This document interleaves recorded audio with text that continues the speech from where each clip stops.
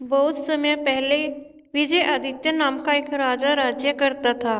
वह शिव का परम भक्त था। उसने संगमरमर पत्थर में शिव का एक सुंदर मंदिर बनवाया था और हमेशा उन्हें प्रसन्न करने के नए तरीके सोचता रहता था।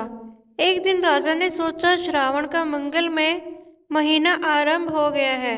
श्रावण में सोमवार के दिन भगवान की पूजा करने से बहुत लाभ होता है, क्योंकि यह दिन विशेष शिव को बहुत प्यारा है। इसलिए इस अवसर पर विशेष पूजा होनी चाहिए। यह कैसे किया जाए? बहुत सोचने के बाद उसके मन में एक विचार आया, क्यों नहीं इस महीने में हर एक सोमवार को 1008 पात्रों के दूध से उनका अभिषेक किया जाए। इस पूजा के लिए सभी लोग दूध दान करेंगे, जिससे उन्हें भी पुण्य मिलेगा। पूजा के लिए दूध विशेष रूप से बनाए गए एक कुंड में एकत्र किया जाएगा।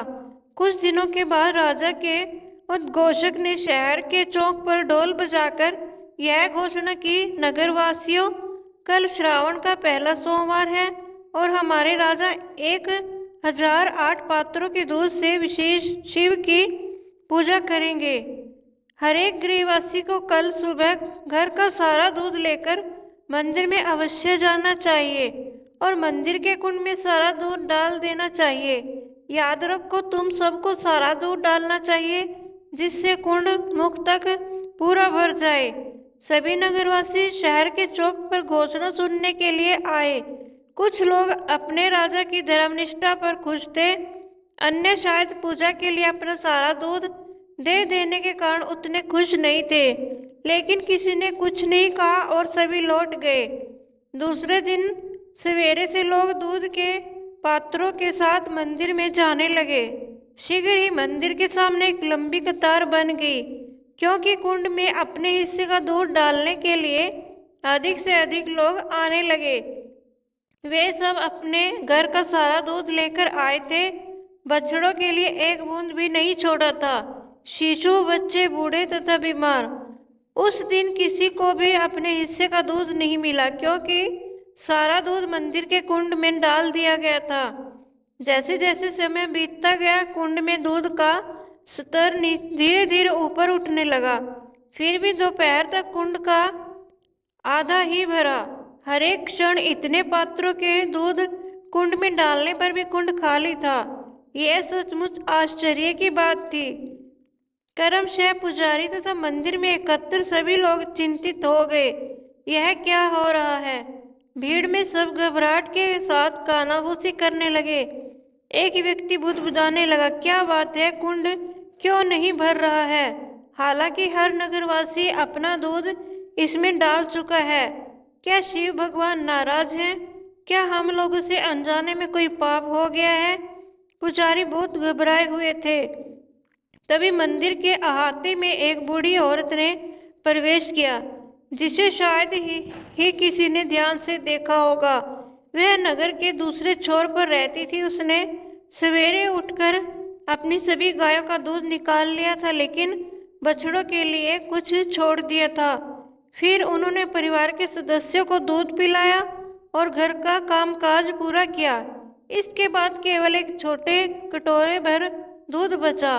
वह उसे लेकर मंदिर में गई और यह प्रार्थना करते हुए दूध को कुंड में डाल दिया, हे कृपा सिंधु प्रभु, सिर्फ इतना ही आपको अर्पित कर सकती हूँ, लेकिन यह अपनी पूरी भक्ति के साथ समर्पित कर रही हूँ। कृपया मेरी छोटी सी भेंट स्वीकार करें। और लो देखो, अब आधा रिक्त कुंड दूध से लबालब भर गया। बूढ़ी औरत जैसे विनीत भाव से आई थी, वैसे ही चली गई। राजा और पुजारी कुंड को भरा हुआ पाकर फूले न समाये और विशेष पूजा का कार्य संपन्न किया गया। अगले सोमवार को वैसा ही हुआ। नगर के सब वासियों ने ईमानदारी से कुंड में अपने दूध डाल दिए, फिर भी वह आधा खाली ही रहा। और तभी लबालब भरा जब बूढ़ी औरत ने अपने छोटे से कटोरे का दूध उसमें डाला। इस चमत्कार को देखकर सभी चकित थे। राजा ने इस रहस्य की तह तक जाने का निश्चय किया, इसलिए तीसरे सोमवार को राजा सवेरे से ही कुंड के निकट पहरेदार के वेश में खड़ा हो गया और हर घटना पर निगरानी रखने लगा। पहले की तरह लोग अपने दूध अर्पित करने के लिए कुंड के निकट पंक्ति में खड़े होने लगे, लेकिन दूध का स्तर आधा कुंड से ऊपर नहीं उठा।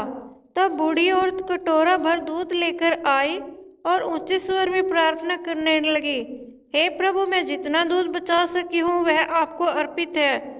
मुझे विश्वास है कि आप अपनी असीम कृपा में इसे स्वीकार करेंगे। कृपा करके आशीर्वाद दें जिससे मुझे अपनी धारणा पर दृढ़ बने रहने में शक्ति प्राप्त हो।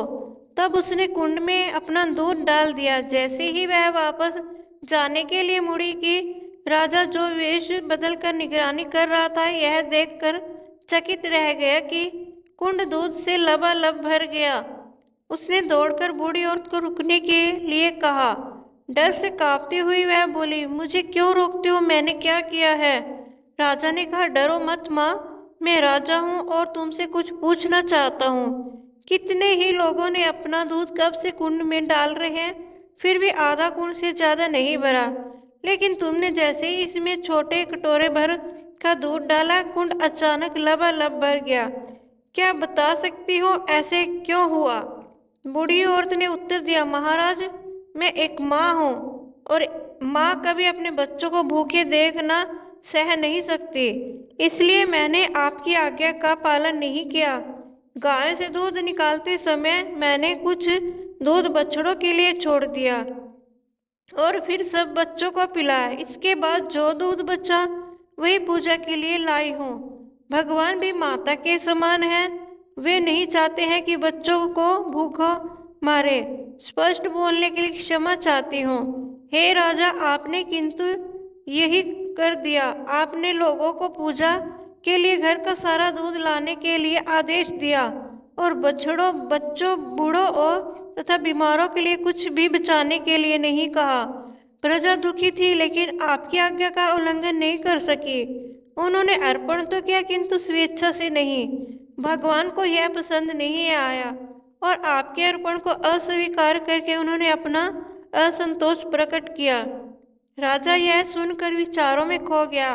वह ठीक कहती है, उसने मन में कहा, राजा को भी अपनी प्रजा के लिए माता के समान होना चाहिए, जो उसके स्वास्थ्य और सुख का ध्यान रखे। लेकिन मैं अपनी पूजा के लिए उन्हें दूध देने पर मजबूर करके महापाप कर रहा था। फिर भगवान हम पर कैसे प्रसन्न रहते? शर्म से उसका सिर झुक गया। वह बूढ़ी औरत से बोला, मैं तुम्हारा शुक्रगुजार हूँ माँ, तुमने हमारी आंखें खोलकर सच्ची भक्ति का मार्ग दिखाया है। तुरंत उसने घोषणा करवाई कि आने वाले सोमवार के दिन लोगों को उतना ही दूध लाना है जो बछड़ों, बच्चों, बूढ़ों तथा बीमारों को पिलाने के बाद बच जाए।